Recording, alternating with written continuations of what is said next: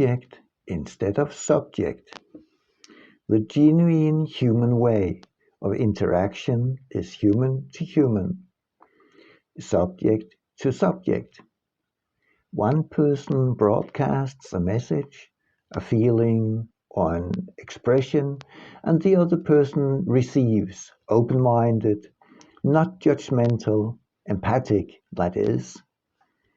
Then the broadcaster stops, otherwise no interaction is possible, and the two switches roles. Now, the previous broadcaster becomes silent and receives empathically, while the previous receiver broadcasts. In this way, both parties can feel safe and embraced. The opposite attitude is subject to object. This happens when a subject perceives his surroundings as means to his needs. Everything around him are objects that he may exploit if and when need be. Every expression from the object is important only so far as it changes the validity for the subject.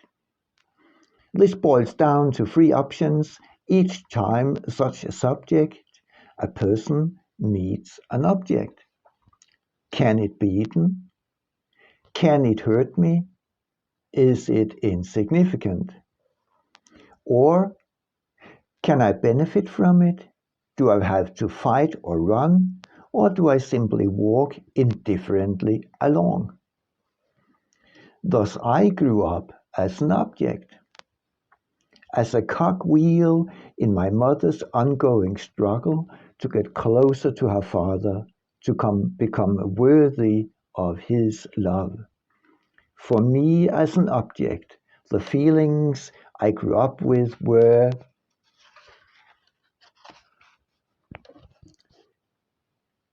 I do not deserve to live.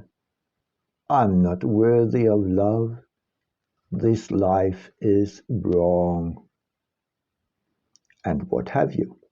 In a way, I inherited this from my mother, the longing for love. But not just any love, my mother's love. I did anything to get it.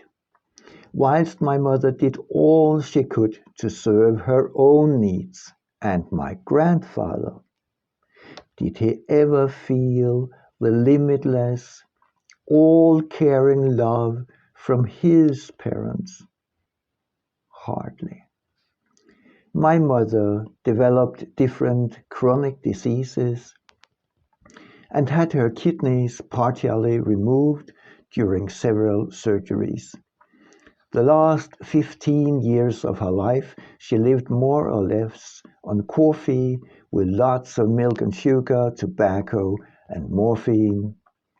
Already as a young teenager, I put the syringe with morphine in her scar-covered body. Her dream was that I become a doctor in order to eventually save her. Once, in a merry moment in our living room, maybe I was 12 years of age, I put my hands on her back. After a short while, we were both stunned. She felt the warmth and well-being radiate from my hands. Like famished, she demanded and begged for more. This was a turning point for me. I felt abused. From there on, I lived in the school, with the Boy Scouts, on the street. I came home late and left early in the morning. In a way, I had given up on my mother. She was a sinking ship, dying. As I grew up, my search for love was turned outward and projected onto other women. I was looking for the love I did not get from my mother in every woman's face I happened to meet on my way. Always disappointed, though, because they were not her. They could not substitute her.